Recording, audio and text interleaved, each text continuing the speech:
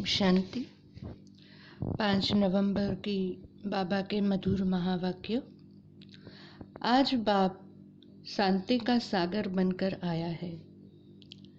बाबा हमें शांति और सुख का वर्षा देते हैं और साथ साथ ये ज्ञान भी देते हैं कि तुम्हारा स्वधर्म ही शांत है और इसलिए अब हम शांति के लिए भटकते नहीं हैं। बाबा जब आते हैं तब नई सृष्टि रचते हैं और हम बच्चे उसके मददगार बनते हैं। अपना सब कुछ उनके कार्य में सफल करते हो, इसलिए बाप उसके रिटर्न में 21 जन्मों के लिए अखुट खजानों में ऐसा वचन करते हैं जो कभी धन भी नहीं घुटता, दुख भी नहीं आता और अकाले मृत्यु भी नहीं होती। साथ साथ बाबा ने कहा, ओम शांति का अर्थ है मैं आत्मा शांत स्वरूप हूँ। सच्ची शांति तब मिलती है जब घर जाते हैं। यह अशांति का दुखधाम विनाश हो जाएगा और फिर शांति हो जाएगी। तुम बच्चों को शांति का वर्षा मिल जाएगा। वहाँ मतलब सतयुग में न घर में न बाहर राजधानी में अशांति होगी। 5 विकार रूपी रावण अशांति फैलाते हैं। रावण क्या चीज है यह कोई भी पंडित आदि नहीं जानते। समझते हैं हम वर्ष वर्ष रावण को क्यों मारते हैं। ईश्वर बाबा देवी राज्य की स्थापना करते हैं तुम्हारे द्वारा। अकेले तो नहीं कर सकते। तुम मीठे मीठे बच्चे ईश्वर के मददगार हो। ईश्वर आकर सर्व की सद्गति कर सकते हैं। पवित्रता सुख शांति की स्थापना करते हैं। तुम बच्चों को अब तीसरा नेत्र मिला है। ज्ञान का तीसरा नेत्र मिला है। बाबा कहते कि सतयुग त्रेता में दुख की बात होती ही नहीं। वहाँ की गायें भी बहुत सतोप्रधान सुंदर होती है। जैसे सुंदर देवताएं वैसे गायें। देखने से ही दिल खुश हो जाए, वह स्वर्ग है। अभी स्वर्ग को याद करते हैं। स्वर्ग और नरक रात दिन का फर्क होता है। इस समय भक्ति का कितना जोर है। महात्मा आदि को सोने अथवा हीरो में वजन करते हैं, परंतु यह सब तो खलास हो जाने हैं। मनुष्य के पास कितने लाखों के मकान हैं। समझते हैं हम तो बहुत साहूकार है, पर तुम बच्चे जानते हो यह साहूकारी बाकी थोड़े समय के लिए है, सब मिट्टी में मिल जाता है। बाप स्वर्ग की स्थापना करते हैं, उसमें जो लगाते हैं उन्हों को 21 जन्मों के लिए हीरो जवाहरत के महल मिलेंगे। यहाँ तो एक जन्म के लिए मिलता है, वहाँ तुम्हारा 21 जन्म चलेगा। अब तक की मुरली की जो भी पॉइंट्स हमने सुनी बहुत ही नशे वाली पॉइंट है। बाबा सतयुग में हमें क्या क्या मिलेगा वो बता रहे हैं और अभी भी बाबा कहते हैं कि तुम ईश्वर के बच्चे बने हो और ईश्वर भी तुम्हें आकर पढ़ाते हैं, सुख का वर्षा भी देते हैं। फिर बाबा कहते आगे, बाप सुख का वर्षा देते हैं, फिर याद करने की दरकार नहीं रहती। अभी तुम लक्ष्मी नारायण बनने के लिए पढ़ते हो। स्कूल में बच्चे अच्छा पास होते हैं तो टीचर को इनाम देते हैं। अब तुम उनको क्या इनाम दोगे। तुम तो उनको अपना बच्चा बना लेते हो जादूगरी से, है ना। बाबा कहते हैं कि हम बाबा को क्या इनाम दे सकते हैं। सो बाबा कहते तुम तो उनको ही अपना बच्चा जादूगरी से बना लेते हो।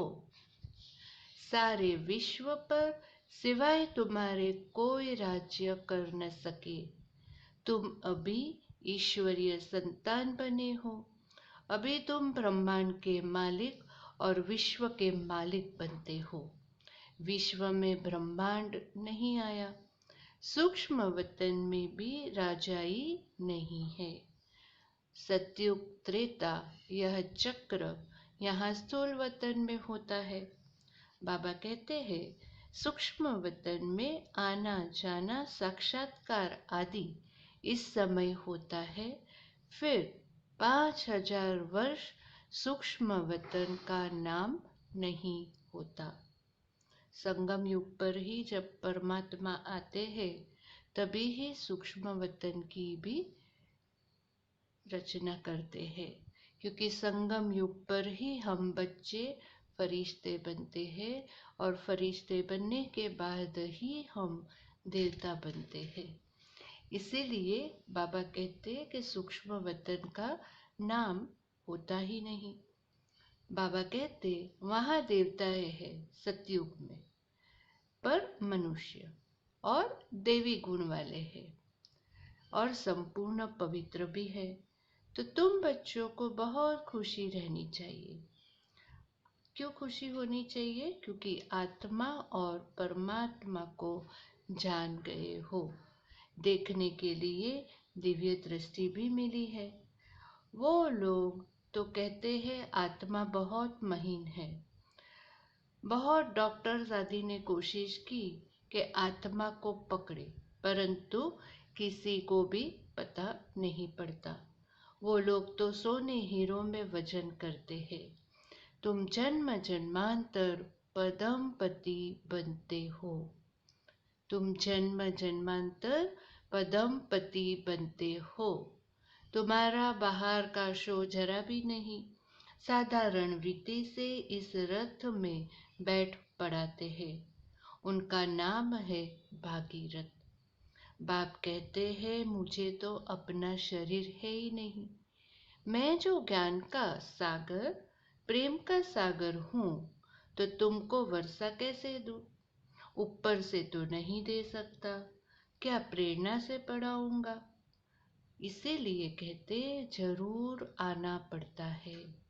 भक्ति मार्ग में मुझे पूछते थे सबको प्यारा लगता हूँ।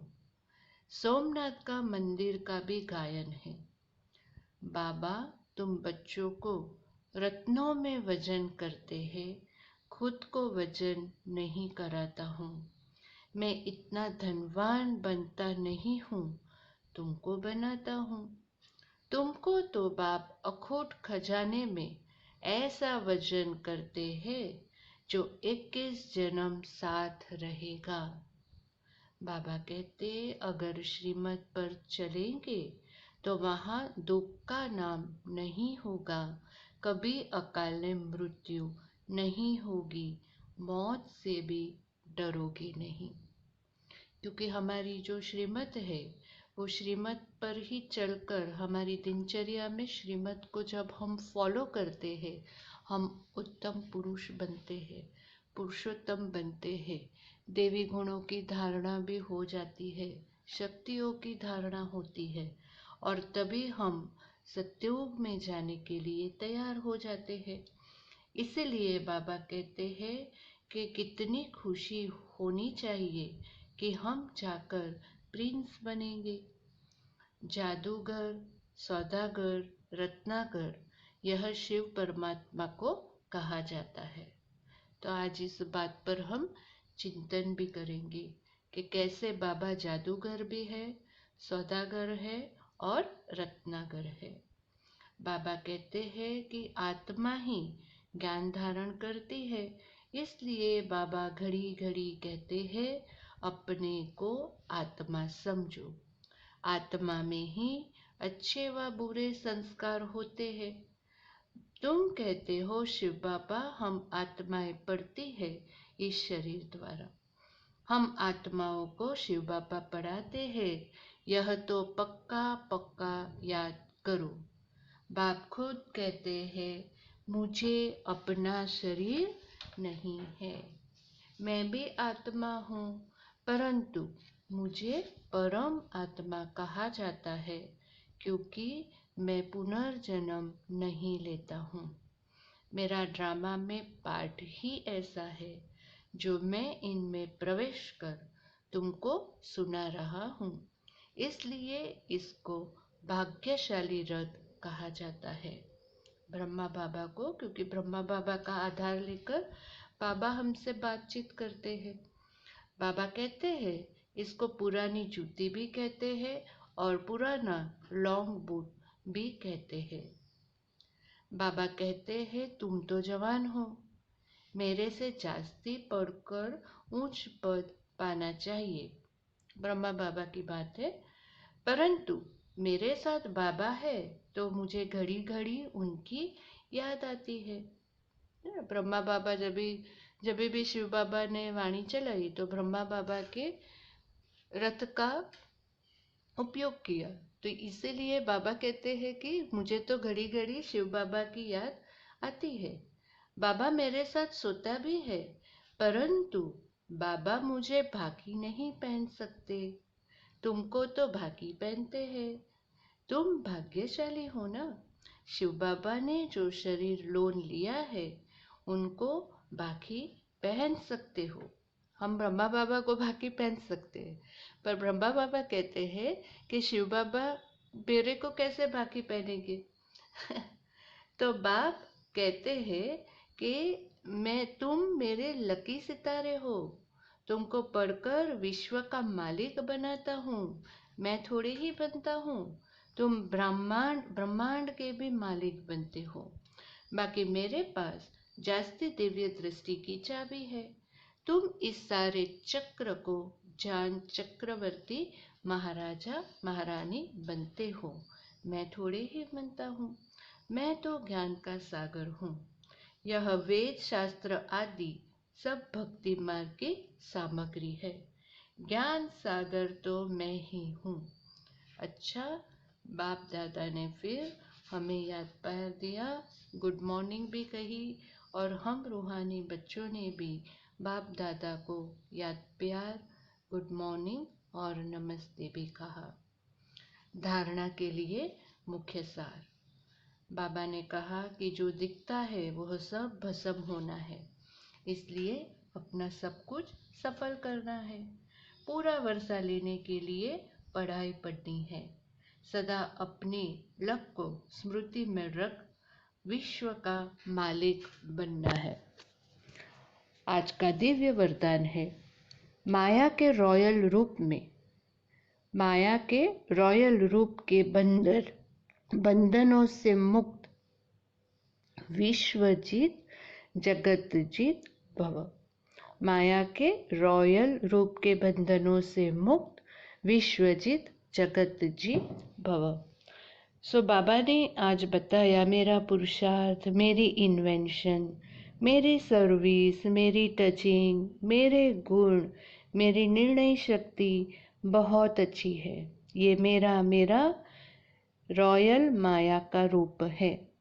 इससे मुक्त बनना है, एक बाप के संबंध में आ जाना है। तो माया जीत ही प्रकृति जीत, विश्व जीत, जगत जीत बनते हैं। एक सेकंड के अशरीरी भव के डायरेक्शन को सहज स्वतः कार्य में लगा सकते हैं। आज का दिव्य स्लोगन, विश्व परिवर्तक वही है जो किसी के नेगेटिव को पॉजिटिव में बदल दे। तो ये थी आज की बाबा की प्यारी प्यारी मुरली। आज की मुरली से बहुत सारा होमवर्क हम कर सकते हैं। आत्मा की बाबा ने बहुत सारी पॉइंट्स की चर्चा की, हम वो पॉइंट्स को चिंतन में ले सकते हैं। आज बाबा का अलग अलग टाइटल हमको बताया, उस टाइटल पे हम चिंतन करेंगे। साथ साथ हम बच्चों को भी बाबा ने बहुत नशे की पॉइंट्स कही, तो मुरली में से कोई ऐसी नशे की पॉइंट्स हम अपने पास आज नोट करके रखेंगे और उसको बार बार चिंतन करेंगे तो पूरा दिन नशा चढ़ता रहेगा। ओम शांति, ओम शांति, ओम